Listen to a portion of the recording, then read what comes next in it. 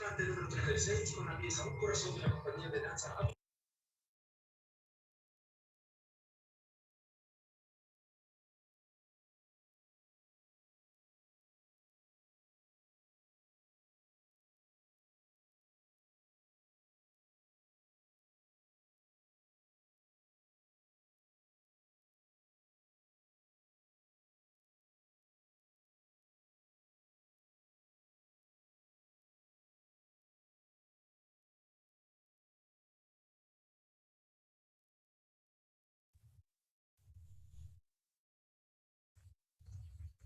Buenos días, profesores, profesoras, alumnos, alumnas y participantes que nos acompañan.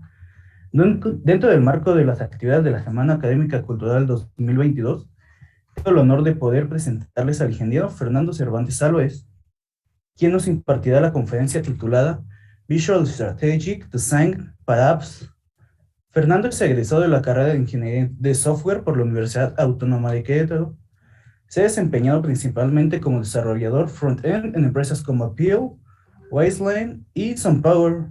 Por favor, demos la bienvenida al ingeniero Fernando Cervantes Álvarez. Hola a todos amigos, buenos días.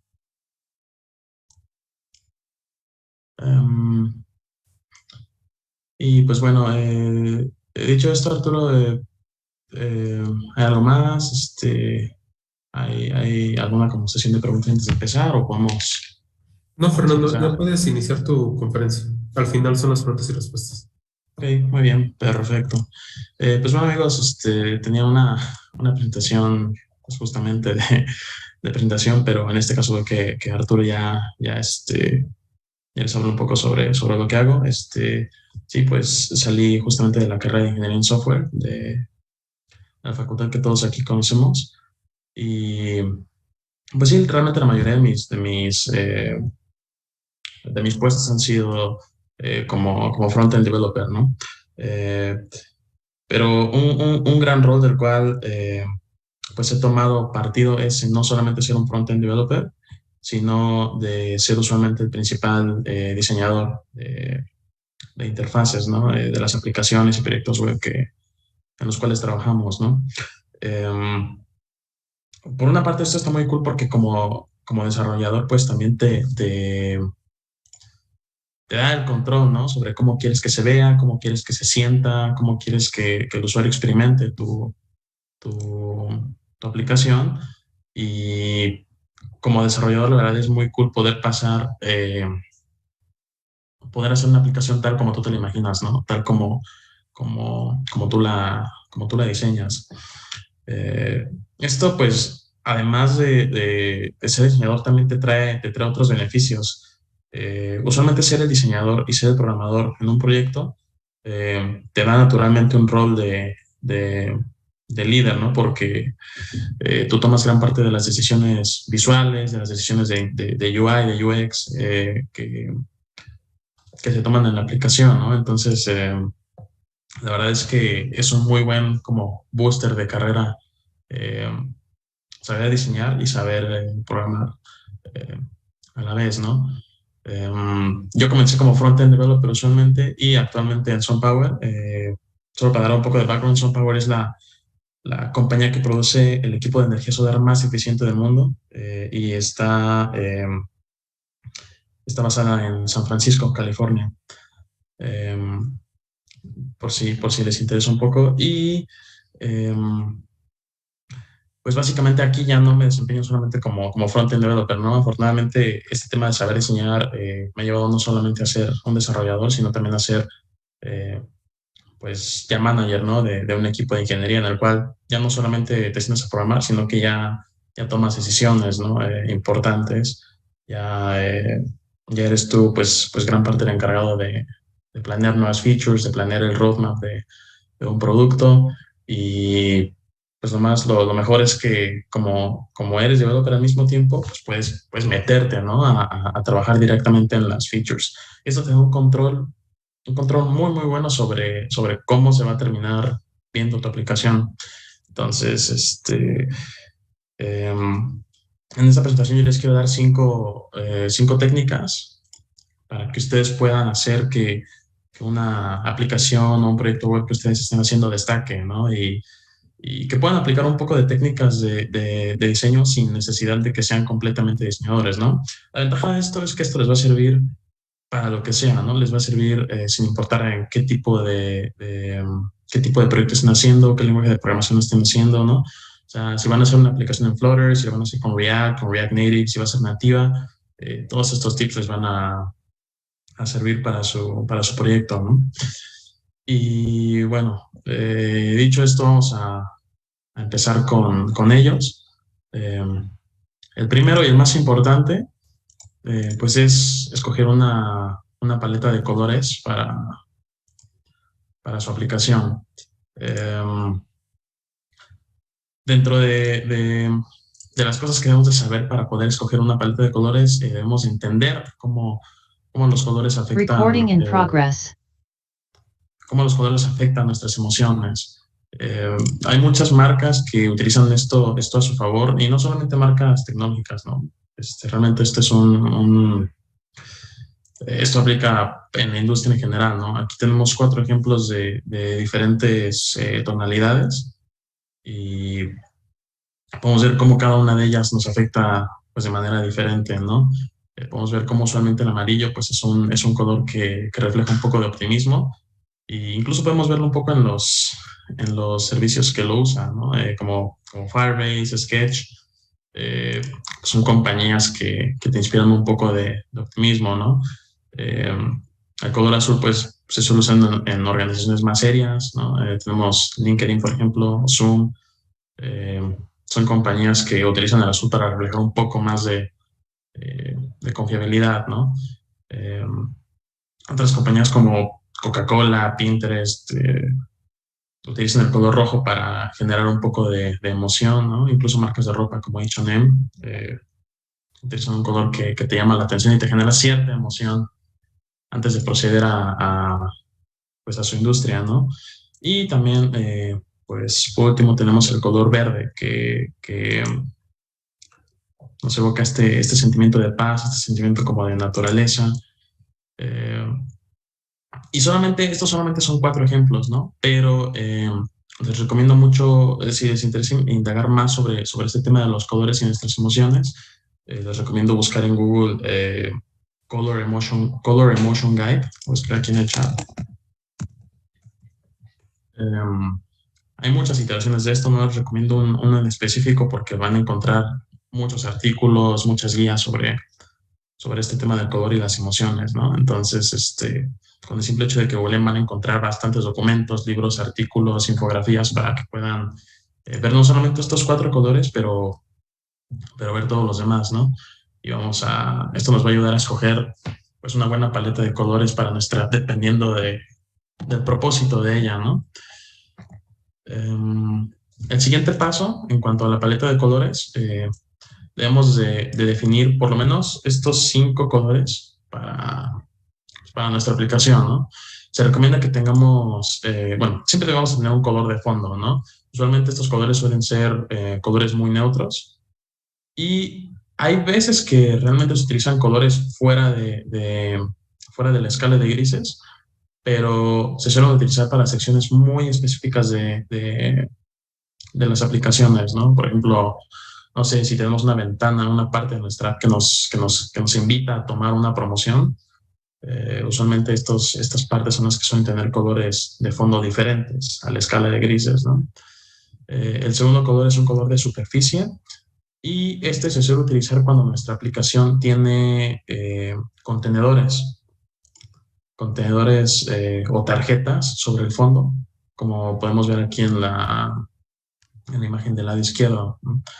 Pero hay veces que este color no es necesario, porque puede que nuestra aplicación, como estos ejemplos que tengo del lado derecho, no usan esta estructura de contenedores o de tarjetas, ¿no? Como podemos ver, es una aplicación completamente plana, entonces no es completamente necesario el uso de un color de superficie. Lo que sí es necesario que tengamos es un color primario para nuestra aplicación. Usualmente este color primario se va a utilizar para destacar ciertas secciones de la aplicación. No necesariamente nos indica dónde se interactúa, pero sí, pues, le da un toque de color diferente a nuestra aplicación, ¿no? Podemos ver cómo se utiliza aquí del lado derecho usualmente para barras de navegación, para ciertos elementos en la UI que queremos destacar. Y el cuarto color es un color que se le conoce como color secundario o también se le conoce como color de acento. Y la particularidad de este color es que usualmente lo escogemos para indicar los elementos con los cuales queremos que el usuario tenga interacción, ¿no? En este caso podemos ver en el ejemplo del lado izquierdo que lo utilizamos para este floating bottom y queremos dirigir la atención del usuario hacia estos botones, ¿no? Entonces por eso tenemos esta paleta de colores que destaca. Y por último se recomienda tener un color de error. Y bueno, dentro de los colores también se les conoce también como colores situacionales. Y pues aquí entran error, mensajes de información, mensajes de advertencia, ¿no? Usualmente pues es una paleta de colores muy definida. Usualmente pues los errores suelen ser rojos, los mensajes infográficos suelen ser azules, las advertencias suelen ser amarillos, pero pues dentro de estos colores pues hay una variedad de tonos, ¿no? Pero bueno, estos son los 5 colores que usualmente se recomienda tener en una aplicación, ¿no? Ahora, cuando ustedes escojan estos colores, es muy importante que se tome en cuenta el contraste, ¿sí? Aquí tenemos una pequeña guía en la cual podemos ver cómo se ve un texto o un gráfico, un glifo sobre un tono, ¿no? Vamos a notar que aquí tenemos diferentes tonalidades, pero a partir de esta tonalidad que tenemos aquí, de la número 300, vamos a ver que ya pasamos de tener un texto blanco a tener un texto negro. Es muy, muy importante que tengamos en cuenta el contraste de los colores que utilicemos en nuestra aplicación para tener una buena legibilidad, ¿no? Y por cuestiones de accesibilidad, hay veces que muchos diseñadores cuando estamos empezando en este tema, o incluso no solo programadores, incluso diseñadores, ¿no? Perdóname. Sí, programadores y diseñadores, tenemos este problema, ¿no? Que a veces no tomamos en cuenta cuestiones de accesibilidad. Y el contraste es una de las más sencillas y de las que mejor, de las que más impacto tienen, ¿no? Solo para ponerles un ejemplo, yo cuando empecé a trabajar en SunPower, yo estaba muy preocupado porque la aplicación se viera bien, ¿no?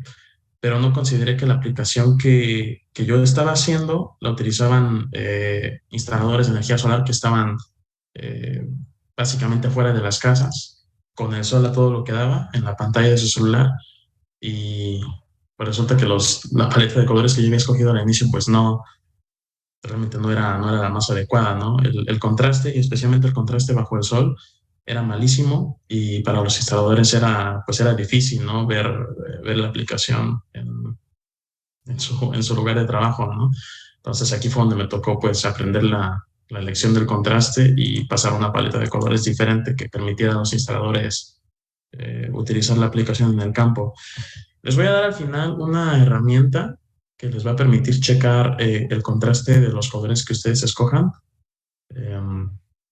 Y con eso ustedes van a poder resolver este problema del contraste muy fácilmente. Como podemos ver en este ejemplo, tenemos aquí un fondo claro, un texto negro, es perfectamente legible y no tenemos ningún problema de accesibilidad en cuanto al contraste, ¿no? Les voy a compartir al final dos librerías de diseño que cumplen con estas características. La verdad es que hay veces que no tenemos el tiempo, la capacidad de diseñar un lenguaje de diseño completo, entonces hay veces que tomamos ejemplos o frameworks que ya toman en cuenta todas estas cuestiones, ¿no? Este, por ejemplo, que les estoy recomendando se llama Soft UI Design System, pero me imagino que, bueno, para la gente que ya ha trabajado en proyectos web, imagino que conocerán algunos ya como Bootstrap, como Tailwind, Hay uno de IBM muy bueno que se llama IBM Carbon Design, que también está muy bueno, tiene un diseño muy empresarial. Y todos estos ya están listos para que ustedes los tomen y los integren directamente en sus proyectos, ¿no? Argon Design System es otro que también ya tiene una paleta de colores definida que toma en cuenta todas estas cuestiones de accesibilidad, que tiene colores primarios, secundarios definidos. Y pues eso es todo en cuanto al tema de la paleta de colores, ¿no? Bueno, una de las segundas cuestiones más importantes dentro de un tema de diseño es la tipografía que vamos a utilizar para nuestros proyectos, ¿no? Para la gente que se dedica a hacer programación nativa, usualmente no suelen tener tanto problema en la tipografía porque usualmente al utilizar Swift, herramientas como Swift UI, ya tienen definidos estándares y variables para los tamaños de letra, ¿no? Pero a veces cuando estamos trabajando en proyectos web o aplicaciones híbridas, con React, por ejemplo, hay veces que nosotros tenemos que definir una guía de estilos, ¿no? Nosotros tenemos que definir el tamaño de nuestras fuentes, el tamaño de nuestros headings, y aquí es donde nosotros pues vamos a tener que tomar buenas decisiones en cuanto al tema de la tipografía, ¿ok? Bueno, el primer tip es que evitemos mezclar fuentes diferentes. Hay veces que se ve bien utilizar fuentes diferentes, pero no lo debemos hacer. Debemos de asegurarnos que las fuentes que utilicemos tengan un diseño pues similar, ¿no? Usualmente aquí tenía otra fuente, pero tienes que cuando cargo la presentación, las fuentes me las cargo igual, pero originalmente tenían fuentes diferentes para que pudieran ver cómo se ve. Pero podemos ver pues el ejemplo positivo, ¿no? Podemos ver que tener una fuente similar nos ayuda a tener un diseño bastante homogéneo, ¿no? Si queremos utilizar dos fuentes, debemos de utilizarlas de manera muy marcada, ¿saben? O sea, debemos de definir exactamente para qué uso se va a utilizar esta segunda fuente, pero siempre debe de haber una fuente dominante, ¿no? Usualmente cuando utilizamos dos fuentes, la fuente secundaria se suele utilizar para elementos muy concretos, ¿no? Elementos como citas, elementos como código en páginas de programación. Entonces, pues sí, debemos de evitar mezclar fuentes diferentes. Definitivamente utilizar más de 3 fuentes es bastante difícil, ¿no? Y debemos de tener realmente una razón para utilizar fuentes diferentes. También otro elemento muy importante es que tengamos una jerarquía sobre una jerarquía en nuestro texto, ¿no? Como pueden ver, aquí tenemos muy marcados los diferentes tamaños. Vamos a ver que aquí tenemos, pues, usualmente los títulos grandes y hasta arriba. Después, usualmente tenemos subtítulos, tenemos cuerpos, tenemos citados en letras más pequeñas, pero como podemos ver, aquí tenemos una jerarquía muy bien marcada, ¿no? De igual manera, solamente repitiéndolo, siempre se recomienda que el título esté en grande, que esté usualmente al inicio de cualquier elemento, ¿no? Algo muy importante y algo que se nos suele pasar mucho es la altura de las líneas de texto. Cuando nosotros utilizamos programas para hacer mockups como Figma o como Illustrator, pues a veces no tenemos como tanta libertad sobre el texto que lo acomodamos de manera en la cual no tenemos en cuenta la altura de las líneas de texto, ¿no? Usualmente la forma más fácil de encontrar la altura de texto perfecta es simplemente multiplicar el tamaño de tu fuente en píxeles por 1.6. Y eso usualmente es el tamaño recomendado para tener una altura de líneas. De hecho, bueno, hay un rango que va de 1.4 a 1.6 y lo que se recomienda es utilizar el 1.6 para el texto más pequeño, que usualmente suele ser como el texto de cuerpo o estos textos secundarios, y utilizar la altura de líneas de 1.4 por tu tamaño de fuente para los textos más grandes de los elementos, ¿no? Como podemos ver, aquí tenemos dos ejemplos. Puede que la diferencia no sea súper notoria. De hecho, puede haber gente que realmente no vea ningún problema en el primer ejemplo, pero el segundo ejemplo realmente, digo, a la larga se ve mucho más la diferencia, ¿no? A medida que un usuario utiliza la aplicación, es mucho más cómodo de utilizarla. Realmente es un pequeño detalle que ya viendo tu proyecto web en general, pues se ve bastante mejor. Y tus usuarios te lo van a agradecer, ¿no? Realmente. Y algo bastante similar a la altura de las líneas de texto, pero no tanto, es el espacio negativo, ¿no? Una cosa es la altura de las líneas de texto, pero otra cosa es el espacio que dejamos entre elementos, ¿sí? La altura de la línea de texto va de aquí para acá, ¿no? Pero podemos ver que aquí entre cada párrafo, entre cada elemento, pues tenemos pues espacio negativo, ¿no? Entonces, esto es a lo que me refiero con espacio negativo. Y usualmente es algo un poco conflictivo cuando estamos utilizando CSS o alguna herramienta helper para agregar márgenes y paddings. Intentan mantenerlo estándar, ¿no? Hay veces que nosotros utilizamos un margen de 20 píxeles para ciertos elementos y un margen de 10 píxeles para otros. Entonces es importante que lo mantengamos parejo.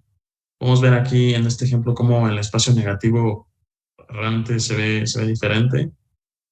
Aquí no tengo un ejemplo de cómo se vería mal, pero yo creo que si nos imaginamos cómo se vería sin espacio negativo, se vería todo apachurrado y se vería, pues, relativamente mal, ¿no?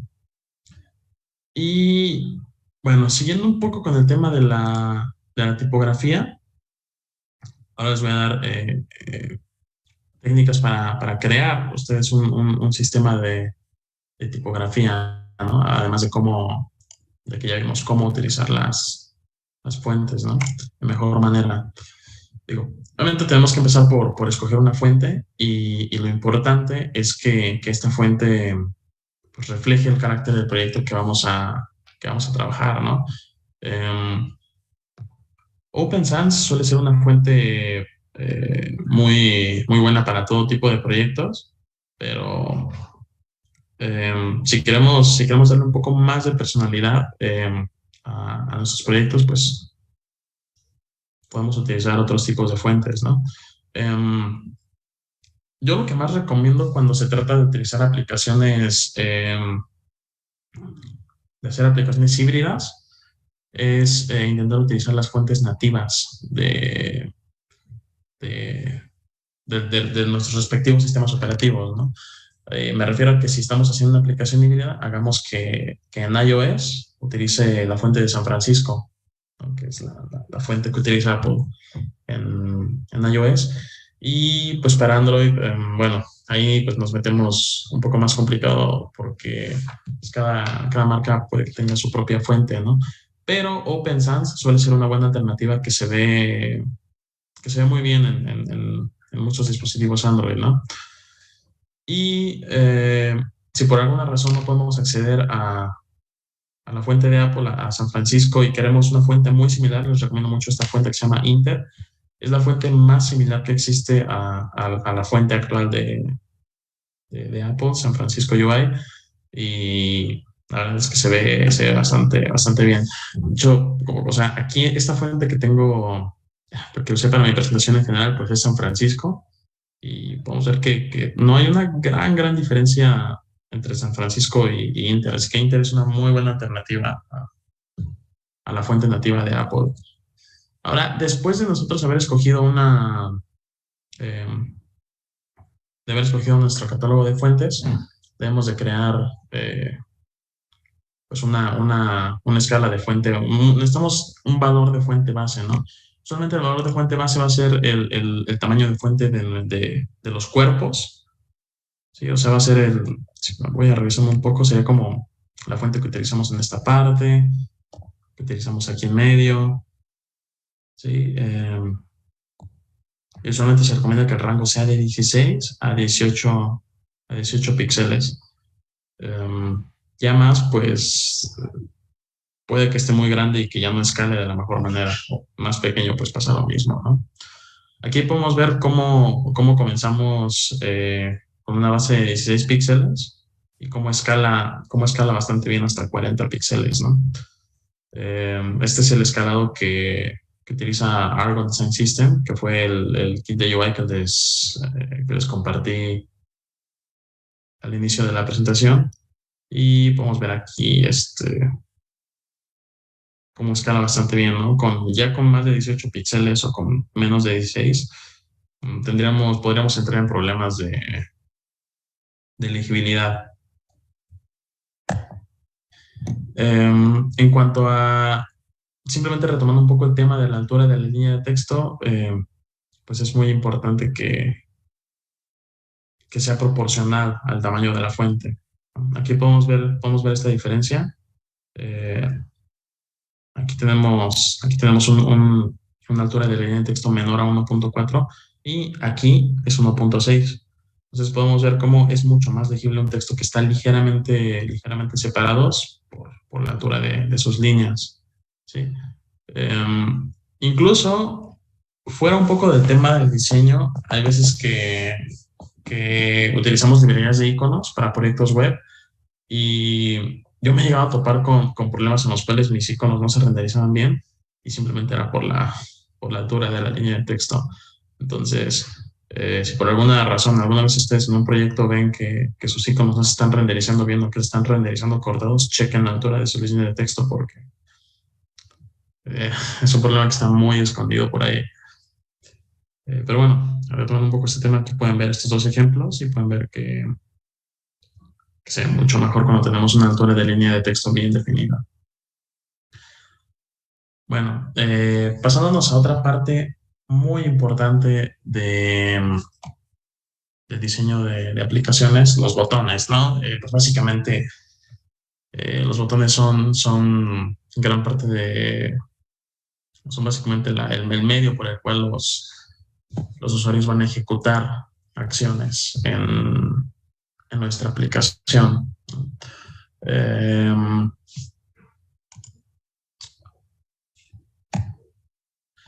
Lo primero, una de las primeras reglas y las más importantes reglas sobre los botones, pues es escoger un tamaño cómodo. Más si estamos haciendo una aplicación diseñada para utilizarse en pantallas táctiles, ¿no? Ya sea ambas, ¿no? Ya sea teléfonos, tablets o incluso si estamos trabajando en una computadora con pantalla táctil donde incluso se pone peor, debemos tomar muy en cuenta el tamaño de los botones, ¿no? Aquí tenemos dos ejemplos de botones. Fíjense que es muy curioso, pero cuando nuestro proyecto va a ser una aplicación web diseñada para utilizarse pues, con un cursor de mouse, aquí sí es más recomendable que tengamos botones más pequeños, ¿no? Esto porque podemos aprovechar mucho más la densidad de pantalla y pues el cursor del mouse es mucho más preciso, entonces no tenemos este problema, no tenemos este detalle del dedo, ¿no? De tener una target area más pequeña. Incluso, hay personas que ni siquiera utilizan mouse, ¿no? Hay personas que utilizan simplemente tab y las flechas para navegar aplicaciones. Entonces, pues básicamente aquí se vuelve a veces nulo incluso la necesidad de tener un tamaño grande. Y aquí tenemos este otro ejemplo de 48 píxeles. Este es un tamaño bastante cómodo para pantallas grandes de teléfono. Obviamente, no significa que todos los botones tengan que ser de 48 por 48 píxeles. Obviamente, si es un botón, hay botones largos que tienen texto. eh, Pueden ser botones más pequeños, pueden ser floating action buttons, ¿no? Pero aquí podemos ver usualmente como, aquí tenemos como una guía de tamaños, ¿no? Lo importante es que utilicemos la huella dactilar como una medida estándar para nuestros botones. Y fuera de la longitud, lo más importante es el padding que se le otorgue, el padding superior y el padding inferior que se le otorgue a los botones. Okay.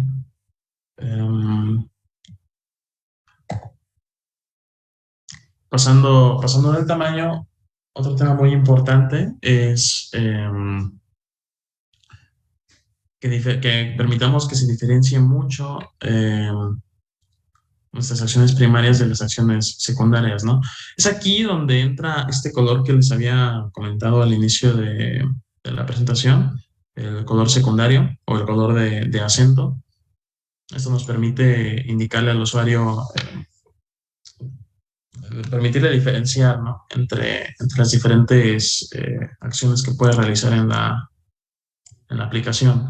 En este caso, en este ejemplo, pues aquí tenemos un color muy marcado para la acción de borrar cuenta y podemos ver como aquí el botón de desactivar, pues sigue utilizando la paleta estándar, ¿no? De esta manera, para la mente de un usuario, pues es bastante fácil identificar la acción que ellos quieren realizar, ¿no?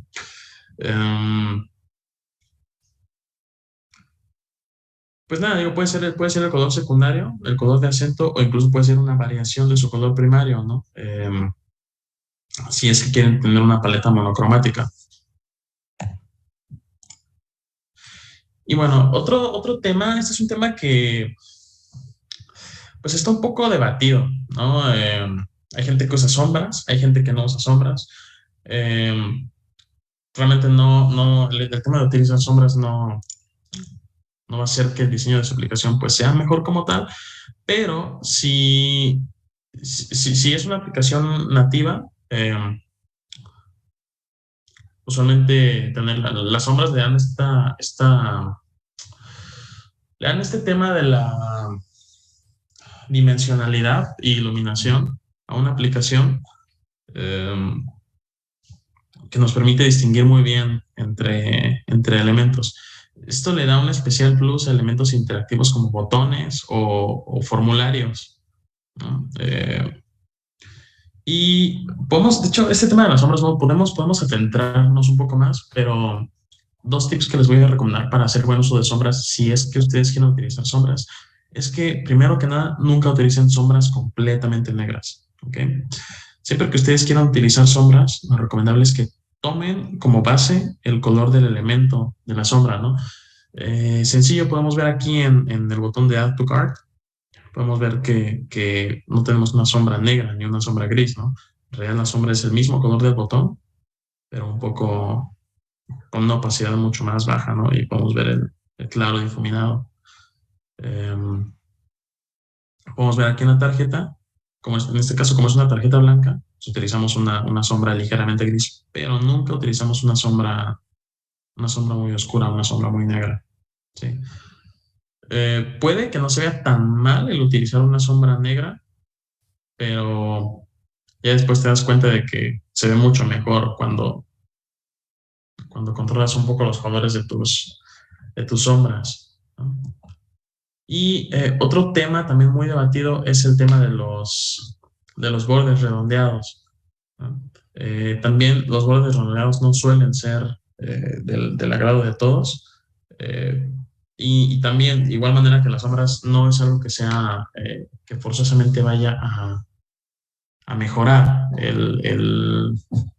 la experiencia de usuario de su aplicación, pero pues el tema de tener bordes redondeados puede hacer que su aplicación sea mucho más amigable, si es que la aplicación no es completamente seria, ¿no? Incluso en ciertas aplicaciones serias, pues los bordes redondeados se suelen ver bien, pero obviamente pues mucho más controlados, ¿no? Vamos a ver aquí una clara diferencia entre este botón de Sign In y aquí los botones de contactos. Pero pues sí, los bordes redondeados usualmente suelen verse bien, especialmente si los combinamos con un poco de sombras. Y bueno, hemos llegado aquí al final de la sección de botones, y la última de las 5, o de los 5 temas que les recomiendo tocar para mejorar la experiencia de usuario en general, pues básicamente tienen que ver con la experiencia de usuario, ¿no? Básicamente aquí estamos retomando gran parte de los temas que ya vimos, pero es muy importante la jerarquía en las fuentes. Lo retomamos. Podemos ver aquí cómo el mal uso de una jerarquía de texto hace que sea raro. Usualmente se recomienda ya sea tener los títulos o hasta abajo o hasta arriba, dependiendo de la estructura de nuestra aplicación, ¿no? Pero sí, la estructura más recomendable es tener títulos grandes hasta arriba, subtítulos medianos y un cuerpo pequeño. Igual, retomando las medidas, pues se recomienda tenerlo de 16 a 18 píxeles, o de 14 a 16 píxeles, y son los rangos recomendados. Igual, retomando el tema, el contraste. Sí, como ya les comentaba, hay muchas cosas que deben de tomar en cuenta al diseñar su aplicación. Esta herramienta, contrastratio.com, es la herramienta que yo les recomiendo para checar el contraste de los tonos que escojan. Pero no solamente tomen en cuenta lo que Contrast Ratio les recomiende, ¿no? A mí me pasó que la aplicación que yo estaba haciendo era cuando estaba mucho de moda este tema. Bueno, aún está de moda, ¿no? Pero cuando estaba aún más de moda este tema de tener temas oscuros, ¿no? De tener temas, de tener nuestro dark mode. La aplicación visualmente se veía bien, incluso pues a los stakeholders les gustó mucho, pero pues a la gente que realmente utiliza la aplicación, pues también les gustaba visualmente, pero pues no se podía usar, ¿no? Era difícil de usar. Entonces les recomiendo que, además de tener pues un ratio de contraste bueno, que también tomen en cuenta las condiciones bajo las cuales su aplicación va a ser usada, ¿no? Si es una aplicación usualmente pensada para uso en exteriores, si es una aplicación pues para uso pues en interiores, pues no hay mucho problema, ¿no? O digo, incluso pues también se recomienda mucho que su aplicación no la hagan solamente con un tema en mente, ¿no? Sino que tengan una paleta de colores clara y una paleta de colores oscura, ¿no? Y que permitan al usuario cambiarla o que se ajuste automáticamente dependiendo de los ajustes de su dispositivo. Otro tema muy importante pues es el acomodo de sus componentes, ¿no? Esto es muy similar al tema del espacio negativo, pero aquí tiene que ver más con la forma en la que pongan sus elementos, ¿no? Digo, en este caso, tener el botón de leer más arriba no tendría sentido, ¿no? Se recomienda tener como esta jerarquía, ¿no? Pegar el texto de un lado e imágenes de otro lado, ¿no? Es muy importante que nuestros componentes tengan una estructura definida y fácil de navegar. Y otro de los tips dentro de la experiencia de usuario, pues va en cuanto a los iconos, ¿no? Usualmente no tenemos tanto problema aquí porque hay muchas librerías de iconos que podemos utilizar, ¿no?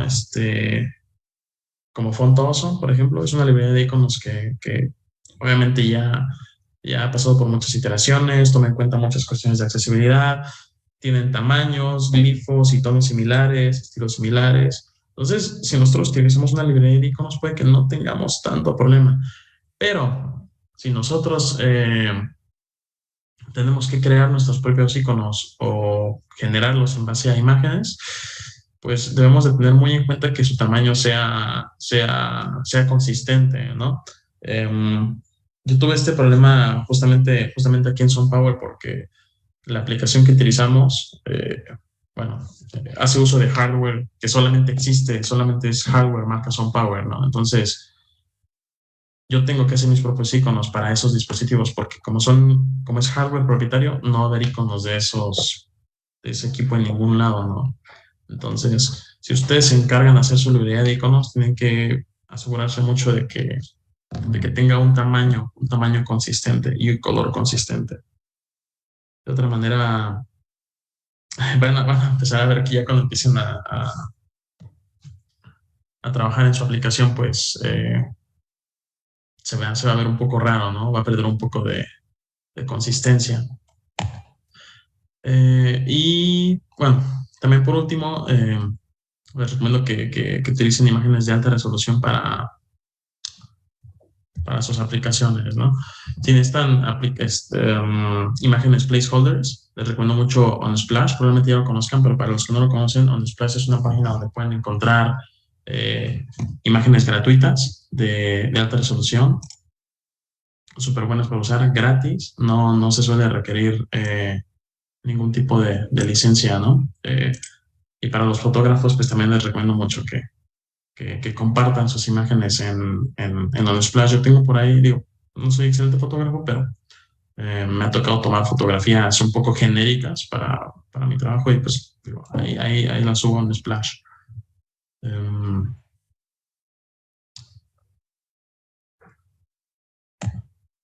Nada, para los que no lo conocen, pues vamos a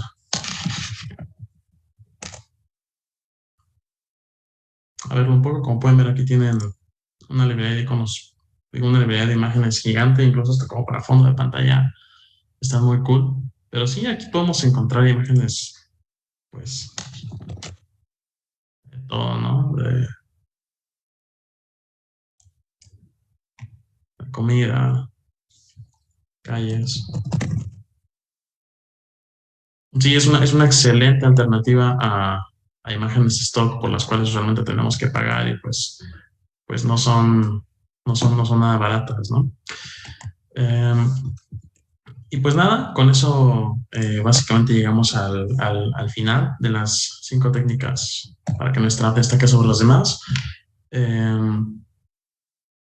Antes bueno, en este momento estoy pasando a la sección de preguntas y respuestas, pero antes de terminar de compartir pantalla me gustaría saber si alguna de las preguntas va específicamente sobre algún tema de los cuales se vieron para poder pasarme a esa parte de la presentación.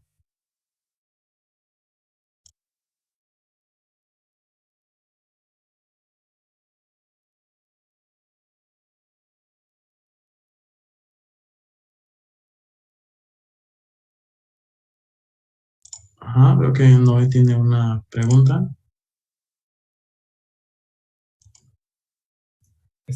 Buenos días. Creo que sí, son 10.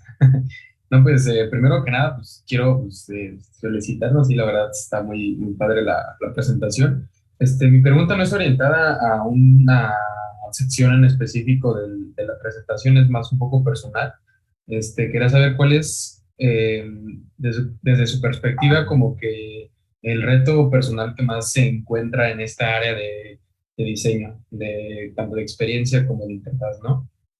¿Cuál es lo que te hace pensar qué es lo que más te complica, quizás? Ok, muy buena pregunta, Noé. Bueno, la verdad es que la mayor complicación, sí es una complicación como diseñador, pero esta incluso puede que se pase un poco a la parte de desarrollar tu aplicación, es saber qué es lo mejor para los usuarios, ¿no? ¿Qué es realmente lo que quieren? Porque a veces ni siquiera ellos como tal saben qué quieren, ¿no? Entonces, preguntar mucho. Usualmente nosotros como diseñadores y también como programadores hacemos lo que para nosotros es lo más visualmente atractivo o lo que nosotros creemos que es lo mejor, pero es muy importante que hagamos pruebas con los usuarios para verificar que lo que estemos haciendo esté bien, ¿no? Y no solamente pruebas de No solamente preguntarle al usuario, oye, ¿qué onda? ¿Te gusta? ¿Se te hace bonito lo que ves? Sino, realmente hacer pruebas de experiencia de usuario. Voy a ponerles un pequeño ejemplo. Aquí, esta es una aplicación en la que estoy trabajando dentro de SunPower, ¿no? Es simplemente una herramienta para, bueno, me podría poner a explicarla, pero se va a poner un poco difícil explicarla, ¿no? Pero el tema es que aquí tengo yo wireframes de baja fidelidad y básicamente lo que yo hago es mostrarle esta herramienta a uno de los potenciales No se usuarios ve. y no se ve. Está cargando. Ah, ya se ve. ¿Ya se ve? Ah, ok, perdón, aquí aún no se ve, pero ¿pueden verla? Sí, ya se ve. ¿Sí? Ok, perfecto. Pues sí, básicamente yo lo que hago es, a un usuario yo le presento este prototipo y le digo, ok, va, quiero que tomes este prototipo e intentes hacer tal cosa, ¿no? Lo pongo a realizar una tarea dentro de los prototipos. Entonces él básicamente tiene que moverse por los prototipos para llegar para realizar algo, ¿no? Y puede que al principio, si le preguntas nada más, puede que te digan, pues sí se ve bonito, pero que ya cuando realmente lo pongas a trabajar sobre tu producto, puede que veas que se le empieza a complicar, ¿no? Entonces, eso es lo más importante. Es lo más importante, ¿no? Realmente preguntar y hacer pruebas de experiencia de usuario, porque por más tiempo que le dediques, por más bueno que seas diseñando, por más breve que seas, si no es lo que el usuario quiere o se le complica, pues eh, no te va a servir de mucho, ¿no? O puede incluso hasta ser contraproducente. ¿Respondió esto la pregunta? ¿Vale? Sí, sí, claro que sí. Muchas gracias. Entonces, pues, en resumidas cuentas, preguntar. Bueno, ahí tenemos otra pregunta por parte de Alejandro Díaz. Bueno, también esta es una excelente pregunta, Alejandro, y de hecho va de la mano a lo que acabo de comentar, ¿no? Estos mockups que les estoy mostrando son de baja fidelidad y todavía podemos irnos incluso más abajo, o sea, podemos irnos más abajo y tener mockups de aún más baja fidelidad. Estos incluso puede ser que están relativamente definidos, ¿no? Pero hay unos que incluso en lugar de tener texto tienen simplemente líneas, en lugar de tener botones tienen simplemente cajas que representan botones. Entonces, Alejandro, si tú comienzas haciendo wireframes de baja fidelidad y rápidos, no vas a batallar mucho con el tiempo y esto te va a permitir verificar que tu trabajo esté bien, ¿no? Usualmente, mucha gente te va a pedir que tengas prototipos ya listos, pero si tú les muestras wireframes de baja fidelidad, usualmente también van a estar contentos. Y no porque no sean de baja fidelidad, pero sí porque les vas a permitir, les vas a dar una muestrita de más o menos cómo va quedando tu proyecto. Además de que muchas veces pasa que nosotros comenzamos a hacer el diseño final, nosotros comenzamos a trabajar ya en el diseño completo de una aplicación, en hacer mockups ya de alta fidelidad. Y a veces aquí los cambios suelen tomar más tiempo. Entonces, si tú tienes mockups de alta fidelidad y se te pide un cambio, y no un cambio de colores, sino un cambio estructural a tu aplicación, va a ser mucho más difícil y mucho más complicado hacer el cambio en un mockup de alta fidelidad que en wireframes de baja fidelidad, ¿no? Este es un consejo que te daría, ¿no? En cuanto al diseño. Empezar de baja fidelidad y ya de ahí ir mejorando. ¿Respondió la pregunta, Alejandro? Bueno, voy a pasarme a la siguiente. Rivero, te recomiendo mucho este software que se llama Figma. Es buenísimo. Es buenísimo y es gratuito. Y no solamente para diseño de software, la verdad es que te sirve casi para todo. Yo lo utilizo para hacer presentaciones, lo utilizo para hacer mi currículum, lo utilizo para hacer todo. Incluso ahora ya hasta te deja hacer pues, diagramas de flujo. Algo muy, muy cool es que funciona como Google Docs, que te permite colaborar en tiempo real con otras personas. Además de que tiene un muy buen sistema de comentarios y todo, ¿no? Yo usé un tiempo Sketch y la verdad es que después de utilizar Figma, digo, no le pide nada. Y además de que pues es gratis, ¿no? Entonces, Figma es lo mejorcito que te recomiendo. Figma está disponible como aplicación web o como yo la tengo aquí, pues como aplicación de escritorio.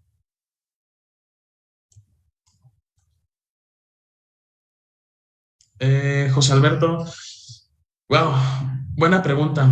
Mira, yo al comenzar utilizaba muchas librerías de transiciones y de animaciones, porque especialmente para JavaScript hay muchísimas, pero hay veces que ya después se empiezan a complicar cuando tienes otras herramientas dentro de tu aplicación, ¿no?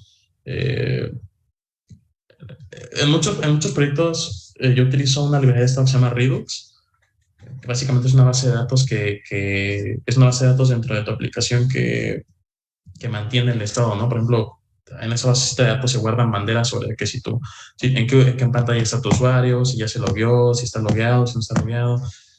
Entonces, yo tuve muchos problemas, yo batallaba mucho con animaciones y transiciones. Sí te recomiendo utilizarlas, pero te recomiendo que lo pongas ya más cerca del final de tu proyecto, ¿sí?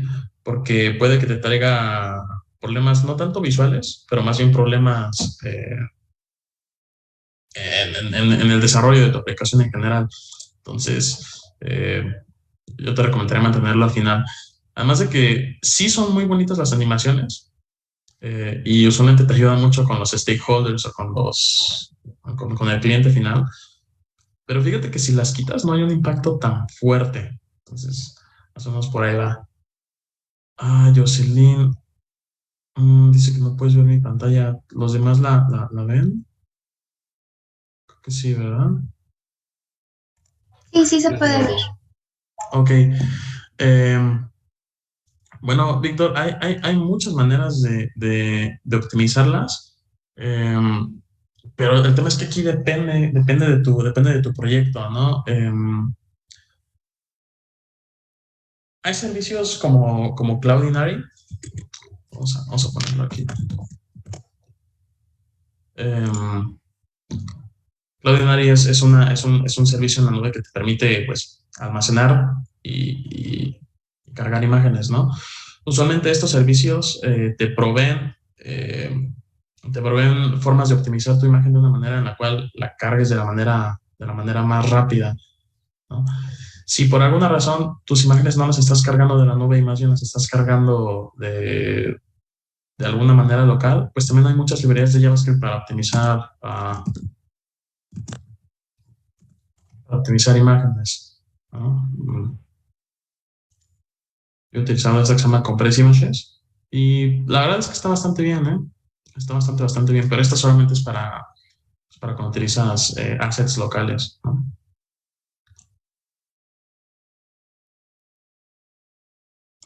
Ok, Gerardo, bueno, el tema de cómo utilizar Serif o Sans Serif, pues aquí depende más del carácter de tu aplicación, ¿no? En mi caso, yo la verdad, nunca o casi nunca, de hecho creo que yo nunca he utilizado realmente fuentes Serif en mis aplicaciones, ¿no? Pero yo he visto, por ejemplo, amigos que trabajan para la industria de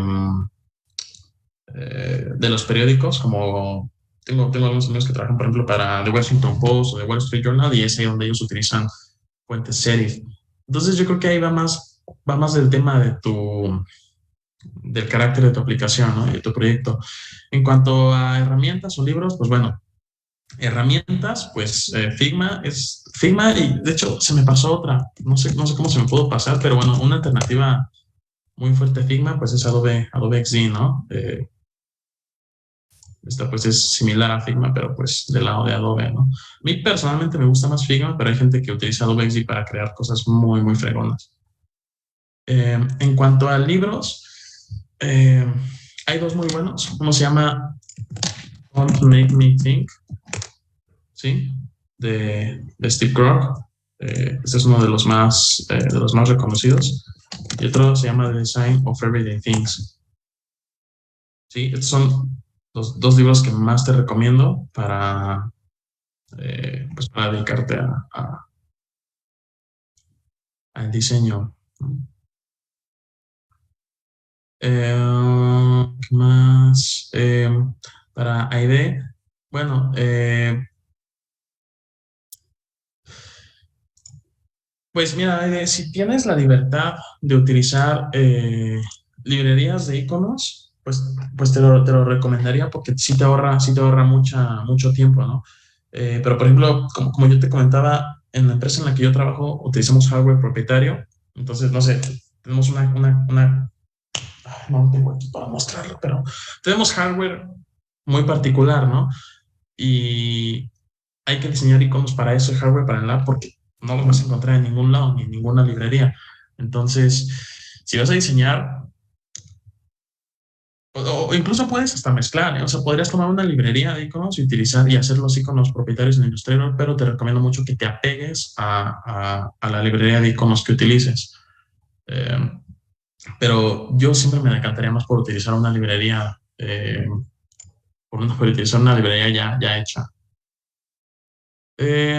Josué, en cuanto a los frameworks de CSS, aquí nos vamos a meter en un tema bastante controversial porque depende del proyecto que estés utilizando, ¿no? Hay empresas que te van a decir, ¿sabes qué? No puedes utilizar frameworks de CSS porque nosotros tenemos un estilo ya definido, ¿no? Sin embargo, hay muchos frameworks de CSS que te permiten, que tienen variables que puedes hacerles override para ahora es que para ajustarlos a tu proyecto, ¿no?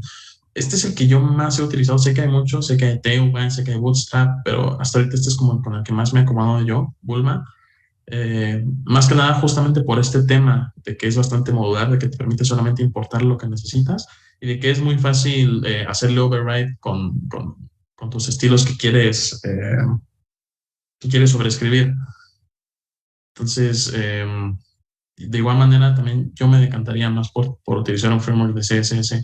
Además de que usualmente los frameworks de CSS ya hechos pues ya pasaron por pruebas, tienen suites de pruebas ya hechos, ¿no? Igualmente toman en cuenta ya todas estas cuestiones de accesibilidad. Entonces, yo te recomendaría utilizar frameworks de CSS hasta que ya te sientas tú con la confianza de generar un framework de estilos tomando en cuenta todas estas cuestiones de accesibilidad y reglas de UI. Y la última pregunta que veo aquí es esta de David Ruiz. Híjole, Luis, fíjate que también igual, este es un tema bastante complicado. Yo usualmente pues suelo tomar en las dimensiones de iOS como base. De hecho, si utilizas Figma, aquí tienes las dimensiones para básicamente de los dispositivos de Apple, ¿no? O incluso hasta de tablets como la Surface Pro, MacBook Pro. Yo te recomendaría con las del iPhone, ¿no? Especialmente porque son como las más populares. Como te decía, si utilizas Figma, se te va a facilitar mucho. Pero también, ojo, a mí yo compré este teléfono que de hecho lo estoy utilizando ahorita como webcam. Es un Galaxy Z Fold 3. Y es cuando pues, te das cuenta de que las dimensiones de los teléfonos ya son súper diferentes, ¿no? Y entonces, te recomendaría mucho que tomes en cuenta este tema de las dimensiones cambiantes. Pero sí, te recomiendo empezar por las del iPhone. Y bueno, amigos, creo que ya estamos cerca del final. Entonces, simplemente por cualquier cosa les voy a dejar aquí. Me pueden encontrar solamente como Fer Cervantes en LinkedIn o mi correo es fernando.cervantes@sunpowercorp.com. Lo compartí también aquí en el chat de Zoom. Pues por cualquier cosa, para cualquier cosa que ustedes me quieran contactar, en lo que les pueda ayudar, aquí estamos. Muchísimas gracias, Fernando, por tu valiosa participación y felicidades por tu presentación. Estuvo muy, muy excelente. A nombre de la Facultad de Informática, agradecemos tu participación en la Semana Académica Cultural 2022. Muchas gracias. Gracias a todos, amigos. Gracias por su tiempo.